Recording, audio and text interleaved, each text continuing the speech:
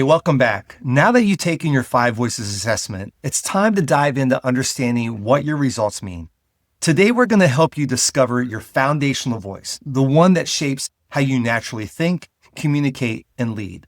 Applying the five voices in your marriage will help you celebrate and maximize each other's unique strengths. You'll learn to recognize, value, and draw out the natural superpowers you and your spouse bring into the relationship. You'll improve communication to get aligned in purpose and priorities. You'll be able to use your voices to foster clarity, reduce misunderstandings, and work towards shared goals as a couple. It will deepen connection and build relational trust. Five voices will help you create a home environment where everyone feels safe, known, and supported, especially in the hard conversations. You'll develop a shared language that brings unity and understanding. You'll be able to use five voices as a simple, powerful framework for navigating daily life, disagreements, and even dream together. And five voices will strengthen your family by growing together as you learn to communicate with greater empathy and intentionality. You'll create rhythms that equip your family to flourish. But before we dive into the voices, here's something important to keep in mind. Everyone speaks, but not everyone is truly heard. Every marriage has conversations happening all the time, over dinner, on the go, through texts, and quick interchanges. But just because you're talking doesn't mean you're truly hearing each other. Have you ever shared something important only to feel like your words didn't really land? Or maybe you tend to hold back, unsure if what you have to say will really be valued. When we don't feel heard, it can lead to frustration, disconnection, or even conflict. Now, some voices naturally take up more space in conversations, while others hesitate to speak up. Some focus on logic and solutions, while others, they prioritize emotions and relationships. If we don't recognize these differences, we can end up talking past each other without even realizing it. But imagine what it would be like if everyone in your family felt truly heard and understood, where you could communicate in a way that brings clarity, connection, and confidence to your relationship. That kind of marriage doesn't happen by accident. Without intentionality, that will actually never happen.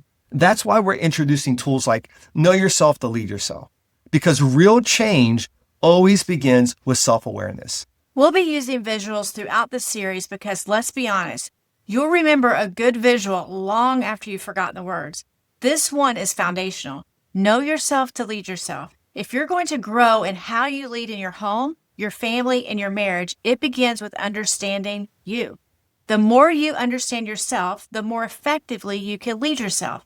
And when you lead yourself well, you create a safe, empowering environment where your spouse can also thrive. Yeah, we all have tendencies that are hardwired into our personalities. Some of us talk too much. Some of us shut down. Some avoid hard conversations. Others might jump in to solve problems before really listening. Over time, those tendencies shape patterns of behavior, and those patterns drive how we respond to each other in marriage, whether it's the way we react in a disagreement or how we show up when emotions are high. Those actions create a reality of our relationship. The real skill is learning how to be intentional in the space between your tendency and your action. You don't have to be defined by your default. Understanding your leadership voice gives you one of those aha moments. Oh, that's why I do that. That's probably why my spouse is experiencing this, that, or the other. That explains why we keep getting stuck in the same cycle. Yeah, but there's good news. Once you can see it, you can change it. That's the power of Know Yourself to Lead Yourself. It helps you take ownership of your growth and create a marriage where both of you feel seen, heard, and valued. And that's exactly what Five Voices will help you do. Let's first talk about how each voice functions in marriage. It's helpful to understand that every voice shows up at a different volume level and with a different intensity. This doesn't mean one voice is more important than the other. It just means they are experienced differently by those around them. Some voices are naturally quieter and more reserved, while others carry more presence and intensity, even when they don't mean to. And here's why this matters. In marriage, it's easy to miss the quiet voices or misunderstand the louder ones. But when we know how each voice tends to show up, we can learn to listen better and lead ourselves with greater awareness. Let's introduce you to the five voices from quietest to loudest. Starting with the quietest voice, the nurturer. Nurturers speak with gentleness and compassion. They may not raise their voice often, but when they do, it's because something deeply matters. Their quiet strength creates emotional safety, but their voice can be easily overlooked if others aren't intentionally thinking about making space for it. The creative voice speaks with thoughtful insight. They tend to process internally before speaking, and when they do speak, they often do not communicate clearly at first, so they may be quieted or shut down. Guardians speak with clarity and intention. They regularly communicate in a steady, deliberate way that reflects the concern for doing things right. Their voice can carry weight because of its practical focus and consistency. Connectors are naturally enthusiastic and animated. They speak with excitement and energy, often using stories or personal examples to engage. Their presence tends to fill a room, not in a domineering way, but with relational warmth and high energy. And then pioneers, they show up with intensity and drive. They communicate with confidence, strategy, and clarity of vision. Even when they speak quietly, their words tend to carry weight because of their conviction and presence. As you can see, every voice brings something unique, and the volume or the intensity of each voice isn't a problem, it's just part of how we're wired. The goal is to recognize it, respect it, and respond with empathy so that every voice can be heard and valued. Think of it like one of those little plant cards that you get when you buy a plant at a hardware store or a gardening shop. It tells you how much sunlight the plant needs or how often it needs to be watered or what kind of soil helps it thrive. The 5 voices works the same way. It helps you understand what each person needs to grow, flourish, and feel safe in communication. And when you know what helps the other bloom, you'll both create a healthier, more vibrant relationship together. Strong communication in marriage starts with self-awareness. When you understand how you naturally communicate, you can begin to see how your words and actions impact your spouse. Instead of reacting out of habit, you can intentionally choose how to respond in a way that strengthens your relationship. Take a moment to reflect. How do you typically communicate? Are you the one who speaks up quickly, or do you tend to hold back? Do you focus on solving problems, or do you prioritize making sure everyone feels heard? The key to strong communication isn't about changing who you are. It's about being aware of your tendencies and making small adjustments so that both of you feel heard and valued. That's why discovering your voice is so important. Because when you know how you naturally communicate, you can learn to pause, listen, and respond in a way that builds trust and connection. Before we go any further, we want to share a few key assumptions that will help you approach this tool with humility, curiosity, and grace. These will serve as a foundation for how we use the 5 voices in relationship and family life. The assumptions will help you avoid unnecessary frustration and make the most of this process as you grow together. So let's walk through them. First, your voice is made up of a combination of all 5 voices. Each of us uses all 5 voices. You're not just a nurturer or only a pioneer, but how and how often you use each voice can look very differently. Understanding your voice order helps you lead and love with greater clarity. It's important to realize that some voices come more natural than others. There will be 1 or 2 voices that feel second nature, and the others feel like speaking a foreign language. That's okay. The goal isn't to become someone you're not, but it is to grow in your awareness of what you bring and where you might need to bring support. The third assumption is maturity allows us to value the contribution of every voice. In marriage, it's easy to believe that your way of thinking or communicating is the right way. But maturity means learning to appreciate what each voice brings to the table, even when it's different from your own. The more mature you are, the more you can create space for your spouse and others to thrive. Your nature, nurture, and choice all play a part of who you are today. It's a blend of your wiring, nature, your life experiences, nurture, and the choices you've made along the way. Many of us have had to play a role at work or in our family, but part of this process is discovering your most authentic voice and learning how to use it intentionally in marriage.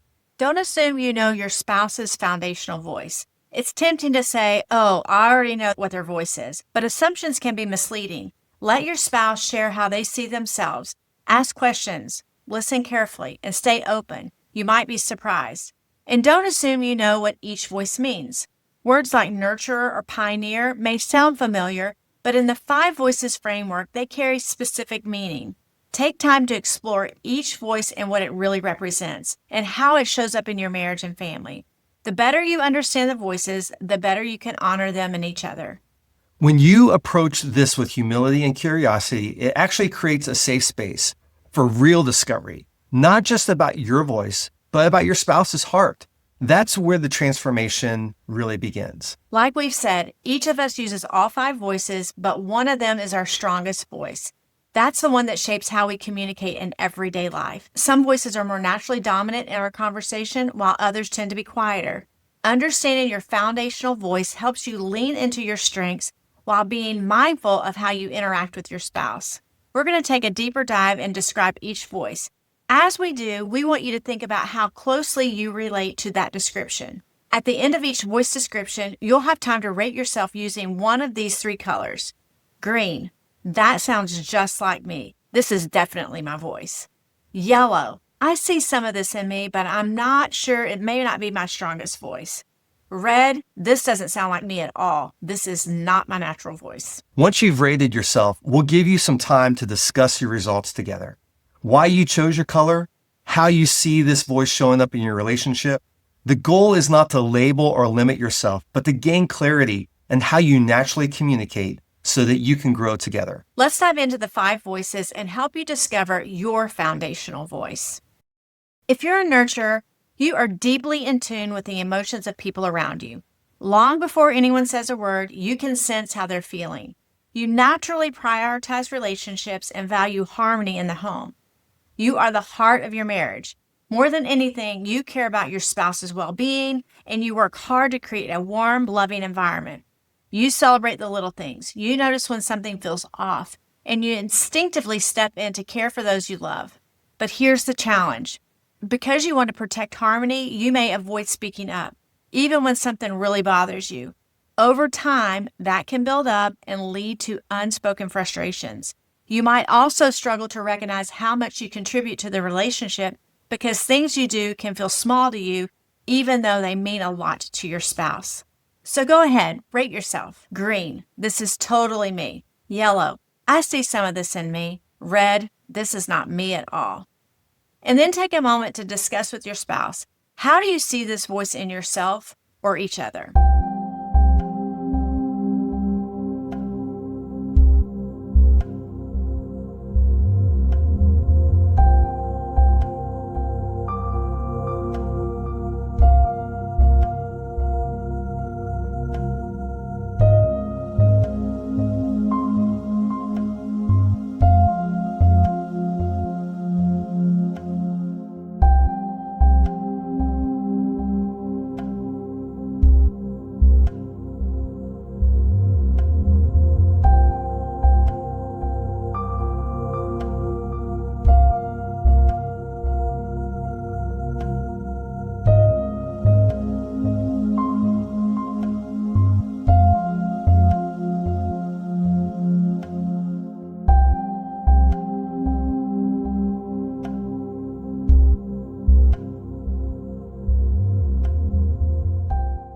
Okay, to recap the nurturer, they are the champions of people, relational harmony, and values.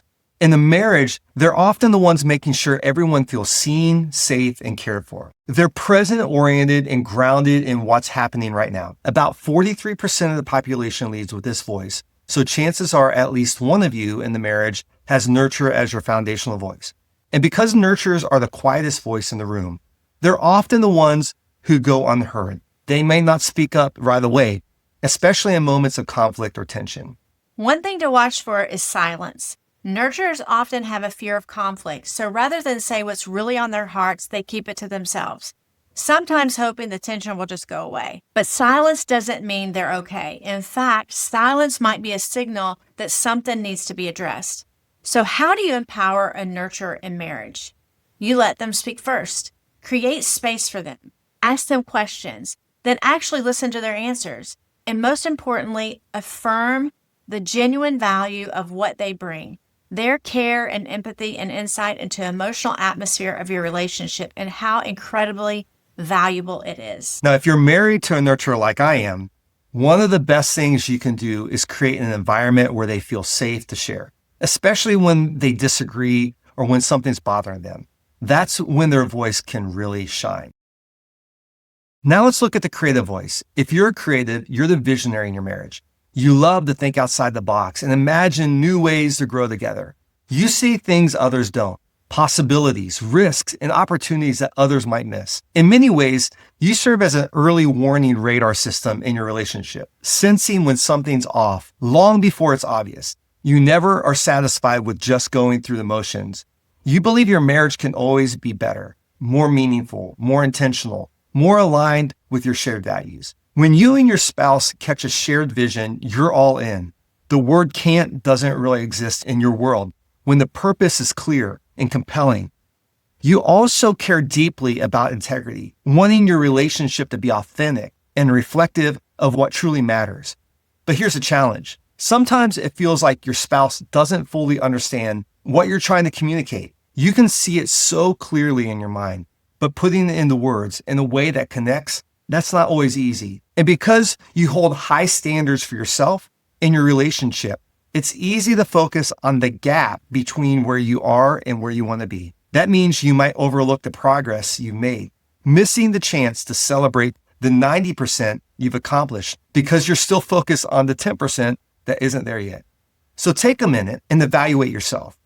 Are you green? This is totally me. Yellow, I see some of this in me. Or red, that does not connect with me at all. And then talk about it with your spouse.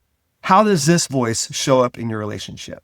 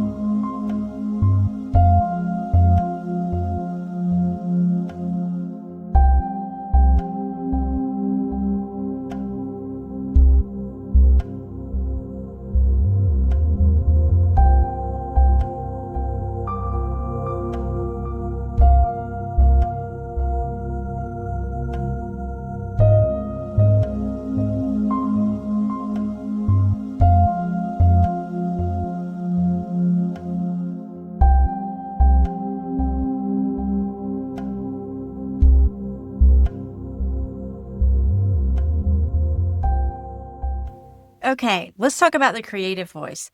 The creative voice is the second loudest voice, and it only makes up 9% of the population. But don't let the quieter volume fool you. When a creative speaks, there usually is a lot of depth behind it. Remember, creatives are the champions of future ideas, innovation, and family integrity. In a marriage, they're often the ones dreaming big dreams, seeing possibilities others don't see, and asking, what if? Yeah, they're future-oriented, always scanning for what's next. But because they're often processing so much internally, they can struggle to get their ideas out clearly. And when they do, they may feel frustrated if those ideas aren't fully understood or appreciated right away. Something to watch out for is the idealistic perfection tendencies. Creatives want to be excellent. And when they have vision that doesn't come out perfectly or isn't received well, they may shut down or become overly critical of themselves or others. So if your spouse is a creative like mine, here's how you empower them. Don't judge them too quickly on what they say first. Instead, ask great questions to help draw out their ideas. Make it safe for them to think out loud, and then remind them it's okay to be wrong sometimes. Their value isn't always getting it right, but it's that they see what others might miss. And if you're the creative in the relationship, remember, your ideas do matter. Don't assume your spouse won't understand or appreciate your vision. Invite them into the process and give yourself the grace to explore without needing everything to be perfect.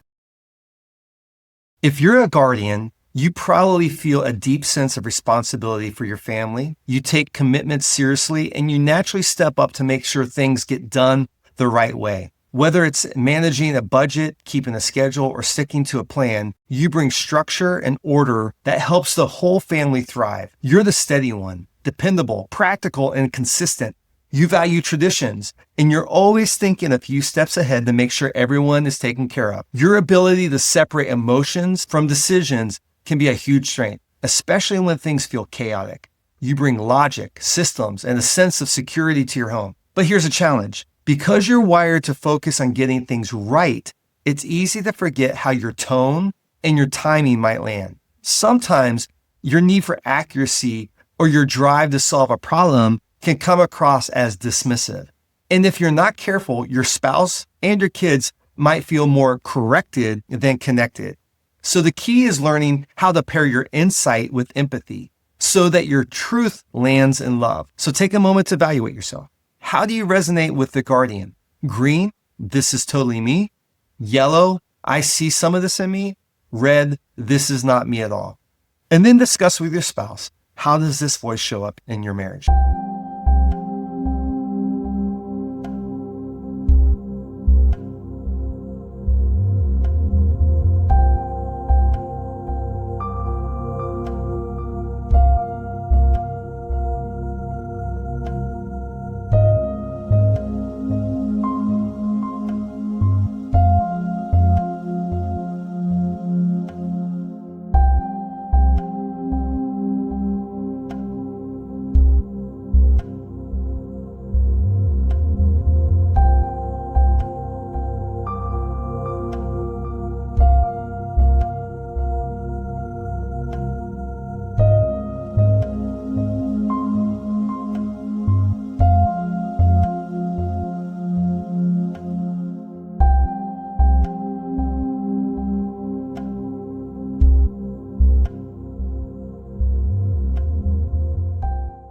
Guardians are the champion of responsibility, resources, and bringing structure and clarity to everyday life. In a marriage, that may look like making sure the bills are paid, the schedule makes sense, and the family values are being protected. They're the let's make sure that we think through everything voice, and they bring a deep sense of security to the relationship. Guardians are present-oriented and focused on what's real right now. About 30% of the population are guardians. So there's a good chance that one of you in the marriage leans this way. Because guardians are so good at spotting flaws or potential problems, they can sometimes come across as overly critical or negative, especially when they're stressed or when a plan hasn't fully been thought through. If you're married to a guardian, here's how you can empower them. Invite their input early, especially when you're making decisions together. Let them help you think through the risks. And affirm how much you value their consistency and insight. They feel most confident when they know they're helping protect what matters. And if you're a guardian, try to remember that your voice can carry a lot of weight. Be intentional about how you offer your insights. Your spouse may not need all the data. Sometimes they just need to know you're there for them. If you're a connector, you bring energy, excitement, and ideas to the marriage. You naturally draw people together, and when you believe in something, you want your spouse to believe in it too. You're probably the one dreaming big and inviting your spouse into that vision, planning adventures, creating shared experiences, and lighting up the room with enthusiasm. You see potential in everything. That makes life fun with you and full of opportunity. You're so incredibly resourceful. If your family needs something, you either know how to get it or you know someone who does. This kind of relational capital is a gift. But here's the challenge. Because you're so passionate, you might struggle to slow down and listen deeply. Sometimes your spouse just needs space to process before they jump in with you. Another tendency is avoiding hard conversations in order to keep the peace. You value harmony so much that you might sweep important issues under the rug instead of addressing them directly. And when you feel your ideas or efforts go unnoticed, it can sting. You may find yourself needing reassurance. Do you see what I did here? Does it even matter to you? So take time to rate yourself. How do you resonate with a connector voice? Green, it's totally me. Yellow, I see some of this in me. Red, this is not me at all. Take a moment to discuss this with your spouse. How does this voice influence the way you communicate?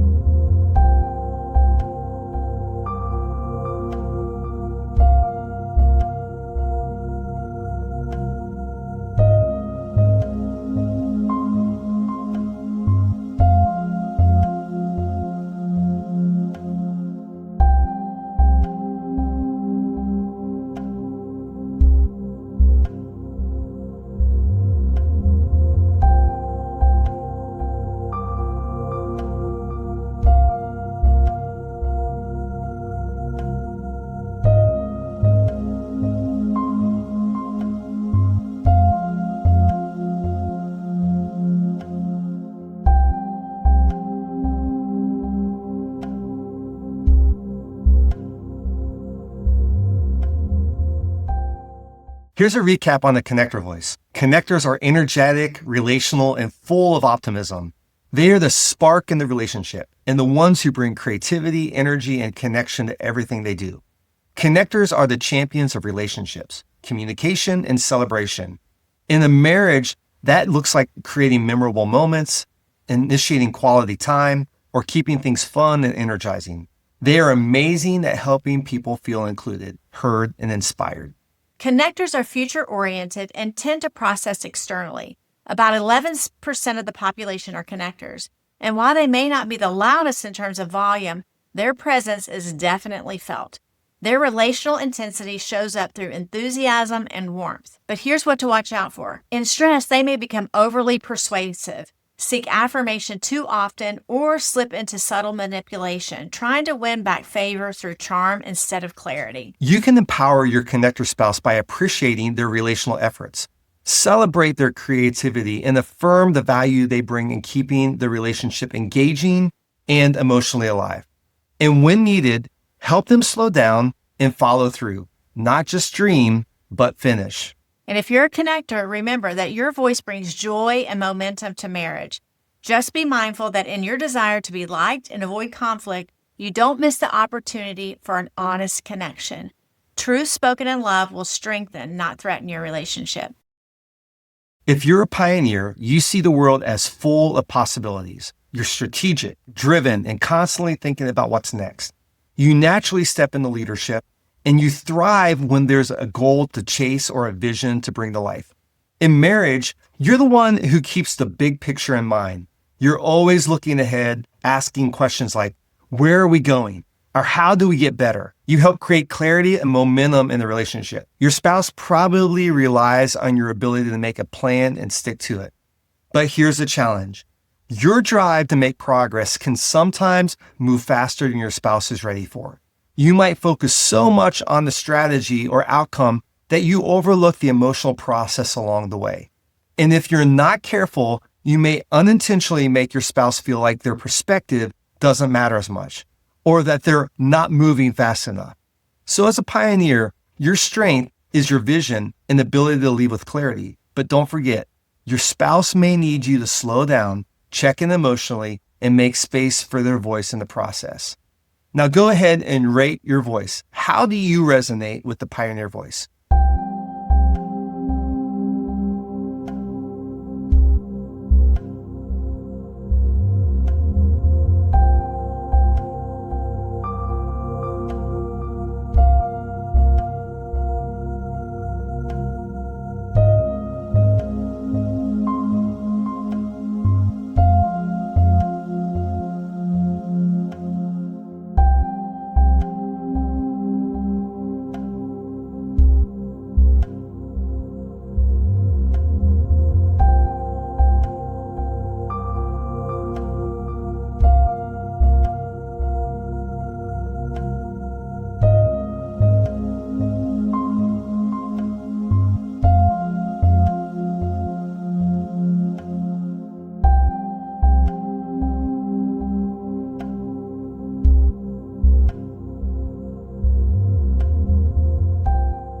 Pioneers are the champion of vision, strategy, and results. In marriage, they often are the ones thinking about the future, setting goals, and figuring out the best way to move forward. They bring incredible strength to a relationship by pushing things forward. Pioneers are bold and driven. They're solution-oriented, and they thrive when helping their family pursue growth and make progress. When something needs to be done, a pioneer usually is 10 steps ahead. Pioneers have the loudest voice, both in tone and in presence. They're future-oriented and tend to speak with clarity and confidence. Only 7% of the population are pioneers, but because of their strategic intensity, they can often dominate a conversation without even realizing it. If you're a pioneer voice, watch out that you don't unintentionally bulldoze others. In a marriage, this may look like focusing so much on efficiency and outcomes that you miss the emotional needs of your spouse. A pioneer may appear dismissive or impatient, especially when feelings get in the way of getting things done. Yeah, to empower a pioneer, let them dream, invite their ideas, but also lovingly remind them that not everything is a mountain to climb or a battle to win. Help them slow down and value the relational process, not just the end result. When they feel supported and respected, they become powerful advocates and partners. If you're a pioneer, your strength is the ability to see what's possible and lead the way. Just remember, your spouse may need you to pause and connect emotionally before charging ahead. When you lead with both strength and empathy, you create a powerful force of growth in your marriage. So now that we've gone through all 5 voices, it's time to figure out your personal voice order. But first, we want to share one more dynamic of your voice that can bring greater awareness to your relationship. Some voice combinations naturally complement each other, creating great synergy, while others require a little bit more intentionality to avoid frustration. And then there's some that, it's a constant battle. Yeah, that's true. Every voice has what's called the nemesis voice. When we say nemesis voice, we don't mean enemy voice, but it can definitely feel like opposition if we don't understand what's happening. It's simply the voice that naturally challenges you the most, often because it operates from completely different priorities than your own. Here's how each one plays out in the context of marriage. The nurturer's nemesis voice is the pioneer. Nurturers lead with empathy and relational care. They're tuned into emotional dynamics, how decisions impact the people they love. Pioneers, on the other hand, lead with vision, logic, and progress. When a pioneer moves forward too quickly without addressing the emotions of a nurturer, the nurturer spouse may feel dismissed or overlooked or even steamrolled. The creative's nemesis voice is the guardian. Creatives love exploring new ideas and challenging the status quo. Guardians prefer proven systems, clear rules, and predictable results. In a marriage, a guardian might unintentionally shut down a creative's ideas because they're unrealistic or untested, which can make the creative feel stifled or unseen. The guardian's nemesis voice is the creative voice. Guardians thrive on clarity, structure, and responsibility. They value consistency and dependability. Creatives, however, bring change, nuance, and unpredictability. When a creative spouse pushes for new ideas, it can make a guardian feel anxious, like everything stable is being disrupted. The connector's nemesis voice is the guardian. Connectors are all about energy, enthusiasm, and shared experiences. They thrive on relational momentum and spontaneity. Guardians value order, caution, and intentional planning. So when the connector brings an exciting idea and the guardian immediately starts poking holes in it, it can feel like a relational shutdown, even if the guardian is just trying to be helpful. And finally, the pioneer's nemesis voice is the nurturer. Pioneers are focused on results, action, and outcomes. Nurturers care deeply about people, harmony, and well-being. In a marriage, a nurturer might slow down to care for emotional needs, while a pioneer is ready to push ahead. This can cause frustration on both sides. One feels rushed and the other feels held back. So now that we've walked through the dynamics of the nemesis voice, here's something important to remember. Your nemesis voice is going to be your 5th voice in your personal voice order. The voice feels least natural to you and often is the hardest for you to understand or appreciate. Understanding that helps you bring grace into your marriage and increase your awareness of how tension might show up. Instead of getting frustrated, you can lean in with curiosity. Now let's figure out your personal voice order. Each of us speak all 5 voices, but we use them in different ways. Your first voice is your foundational voice. This is the one that feels most natural to you and shapes how you communicate. This voice you should have rated solid green. Your second voice is a strong, supportive voice that complements your foundational voice. You may have rated this one green with a hint of yellow. Your third voice is the voice that you can use when needed, but it's not your default. You probably rated this one yellow.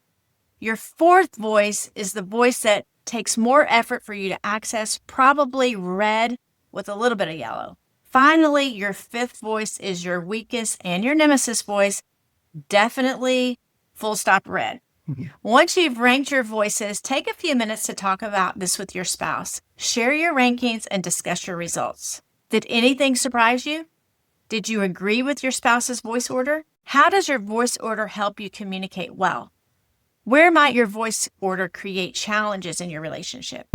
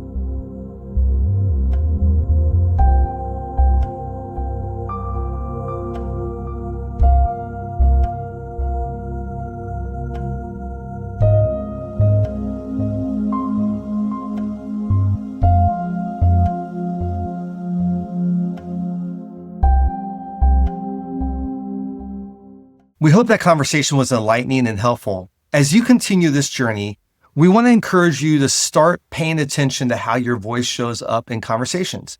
Notice when it helps and be mindful when it might get in the way. And most importantly, remember, every voice brings something valuable to a marriage. When you understand and appreciate your voice and your spouse's voice, you create a relationship where both of you feel heard, valued, and connected. Now that you've identified your voice order, it's time to take a step further. In your workbook, you'll find a section with personal insights for each voice. These insights will help you reflect on how your voice influences your communication, decision-making, and connection with your spouse. As you go through the personal insights, pick 2 statements that really stand out to you, either because they feel true or because they challenge you to grow. Then take some time to share those insights with your spouse. And when you're ready, we'll see you in the next session.